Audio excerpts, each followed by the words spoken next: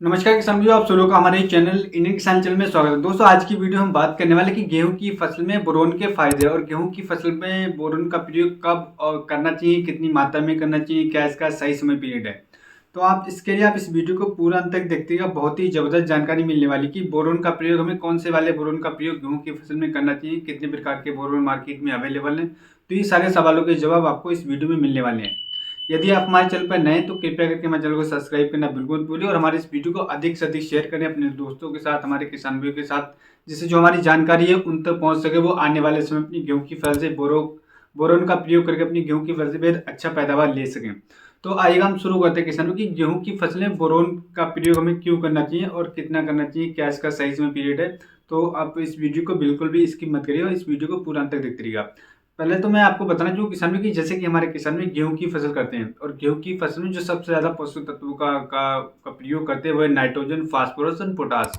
इन तीन पोषक तत्वों का प्रयोग करते हैं मैक्सिमम, यानी कि 90% किसान हमारे इन तीन पोषक तत्वों का प्रयोग करते हैं और बहुत ही कम मात्रा में, यानी कि 10% किसान भाई ही बोरोन का प्रयोग करते हैं। इससे ये होता है हमारी जो जमीन होती है उसमें सूक्ष्म पोषक तत्वों की कमी हो जाती है, जिस वजह से जमीन में जो जमीन में इसकी डिफिशियंसी पाई जाती है सूक्ष्म पोषक तत्वों की, जिससे जो हमारा पैदावार होता है उसमें काफ़ी ज़्यादा हानि देखने को मिलती है, काफ़ी ज़्यादा असर देखने को मिलता है और हमारा पैदावार ओवरऑल कम निकल करके आता है। और जो हमारे किसान भाई उस सूक्ष्म पोषक तत्व की पूर्ति कर देते हैं तो वहीं हम उनका पैदावार करीब 18 से 20% बढ़ जाता है। क्योंकि ये होता है कि हमारी ज़मीन में अगर डिफिशियंसी होगी और हम उस डिफिशियंसी को पूरा नहीं करेंगे, उस कमी को हम दूर नहीं करेंगे, उसकी भरपाई नहीं करेंगे, तो जब तक हमारा पैदावार बिल्कुल भी बढ़कर नहीं आ सकता है। तो यही बोरोन एक ऐसा सूक्ष्म पोषक तत्व है किसान में कि अगर आप इसका गेहूं की फसल में प्रयोग करते हैं तो हमारी गेहूं की फसल में किसान भाई आप 18 से 20% आपको जो पैदावार है वो आप अपने हाथों से बढ़ा सकते हैं। लेकिन किसान भाई हमारे 90% किसान भाई इसका प्रयोग नहीं करते हैं, क्योंकि उनको इसके बारे में पता नहीं है, सही जानकारी नहीं है, जिस वजह से इसका प्रयोग नहीं कर पाते और कोई ज़्यादा अधिक खर्चा नहीं होता इसमें। लेकिन वही है कि अगर आप सही तरीके से करते हैं तभी आप इससे अधिक रिजल्ट ले पाएंगे। कुछ हमारे किसान भी करते हैं लेकिन करते समय भी काफ़ी गलतियाँ करते हैं, सही बोरन का प्रयोग नहीं करते, सही मात्रा का प्रयोग नहीं करते और सही समय पीरियड पर नहीं करते हैं, जिससे उन्हें इसका रिजल्ट सही नहीं मिल पाता है। तो इस वीडियो में यही सारी जो डाउट हैं आपके वो क्लियर होने वाले हैं। तो पहले तो हम बात करते हैं गेहूं की फसल में बोरोन के क्या क्या फायदे होते हैं, फिर हम बात करेंगे हानि के, फिर डोज के बारे में बात करेंगे, कितने समय मात्रा में कौन सी डोज का प्रयोग करना चाहिए और कौन से बोरोन का प्रयोग करना है। तो इसके लिए आप इस वीडियो को इसकी बिल्कुल मत करिए। सबसे पहले मैं बात करूंगा कि इससे कमी क्या होती है। जैसे कि जो पत्तियां होती है वो हमारी मुड़ जाती हैं और मुड़ने के बाद आपका देखा होगा कि उस पौधे का विकास रुक जाता है। हमारा जब गेहूं जब पक करके तैयार हो तो कुछ वालियां पहले पकती हैं, कुछ वालियां लेट पकती है, तो ये बोरोन की कमी के कारण होता है। और दाने की क्वालिटी पे काफ़ी ज़्यादा फर्क पड़ता है, आपका दाना बारीक रह जाता है। आपने देखा कि दाना आपका बारीक रह गया, ये भी इसमें देखने। और फूल झड़ने की समस्या सबसे अधिक देखने को मिलती है, जिससे जो हमारी जो फसल होती है उसका उत्पादन कहीं ना कहीं कम होता है। दूसरा, हमारी फसल गिर जाती है क्योंकि तना कमजोर होता है। बोरोन की कमी से हमारा तना भी कमजोर हो जाता है, जिस वजह से हमारी फसल हल्की से भी हवा चलती है, मौसम में जब बदलाव आते हैं, मौसम चेंज होता है, वेदर कंडीशन आती है, तो हमारा फसल हल्की सी हवा में भी गिर जाती है। तो इससे भी काफ़ी ज़्यादा हानि, घाटा देखने को मिलता है हमारी गेहूं की फसल, जिससे जो ओवरऑल पैदावार उस पर काफ़ी ज़्यादा असर पड़ता है और हमारी पैदावार कहीं ना कहीं 1 एकड़ के हिसाब से अगर देखें तो 4 से 5 क्विंटल कम हो जाती है। यही रीज़न होता है कि सभी पौधे में जो क्लोरोफिल की मात्रा है उसको बनाए रखने में काफ़ी ज़्यादा ये सहायता करता है। दूसरा, हमारी जो ज़मीन में जो पोषक तत्व पड़े होते हैं उनको एक सही, यानी कि प्रॉपर डोज में हमारे पौधे तक पहुँचाने में काफ़ी ज़्यादा सहायता करता है। क्लोरोफिल की मात्रा का सही तरीके से निर्माण करने में काफ़ी ज़्यादा सहायता करता है। दूसरा, दाने की क्वालिटी काफ़ी ज़्यादा डेवलप होती है, तना हमारा काफ़ी ज़्यादा मजबूत होता है। यानी कि आपने देखा कि अगर तेज़ हवा भी चलती है तो हमारा गेहूँ नहीं गिरता है, क्योंकि तना हमारा कमज़ोर होगा तो हमारा गेहूँ आसानी से बिल्कुल नहीं गिरेगा। ये सारे फायदे गेहूँ की फसल में बोरोन के, जो हमारी सूक्ष्म पोषक तत्वों की कमी होती है उन पोषक तत्वों की पूर्ति करता है, जिससे जो हमारा ओवरऑल जो पैदावार आता है वो किसान भाइयों वो बढ़ करके आता है। अगर आप प्रैक्टिकली मैं आपको बताना चाहूँ कि अगर आप बोरोन का प्रयोग करते हैं तो आप 18 से 20% अपनी पैदावार को आप बढ़ा सकते हैं। अब बात करते हैं किसानों की सही डोज का, काफ़ी हमारे किसानों को नहीं पता, और सही बोरोन का प्रयोग हमें कब करना है इस पर भी काफ़ी ज़्यादा गलती करते हैं हमारे किसान भी। तो मैं आपको बताना चाहूँगी बोरोन मार्केट में 3 तरह के मार्केट में अवेलेबल है। एक बोरोन 11%, एक 14.5%, दूसरा है 20%। तो गेहूँ की फसल के लिए जो बोरोन का प्रयोग करना है किसान में, वो आपको प्रयोग करना है 20% वाले बोरोन का ही। तो बाकी तो मार्केट में काफ़ी सारे प्रयोग कर सकते हो, लेकिन जो सबसे बेस्ट रिजल्ट देता है वो देता है 20% वाला। अगर आप 20% वाले का प्रयोग करें तब आपको बेहद अच्छा रिजल्ट देखने को मिलेगा। अब बात करते हैं क्या इसका सही समय पीरियड होता है। काफ़ी हमारे किसान बोलते हैं कि हम पहली सिंचाई में बोरोन का प्रयोग कर सकते हैं, काफ़ी किसानों के कमेंट आते हैं कि हम दूसरी सिंचाई में कर सकते हैं क्या, हम बालियाँ निकलने के बाद करें या बालियाँ निकलने से पहले करें, तो क्या इसका सही समय पीरियड, तो इसके बारे में आपको बताना चूँकि बोरन का प्रयोग आप 2 समय पे कर सकते हैं। जब आपकी गेहूँ की फसल 75 से 85 दिन की हो रही है तो उस समय पर आप एक बार कर सकते हैं। दूसरा जो मैं आपको बताना चाहूँगी गबोज अवस्था में या फिर बालियाँ निकलनी, तो उस समय पर आप गेहूँ की फसल में बोरोन का प्रयोग कर सकते हैं।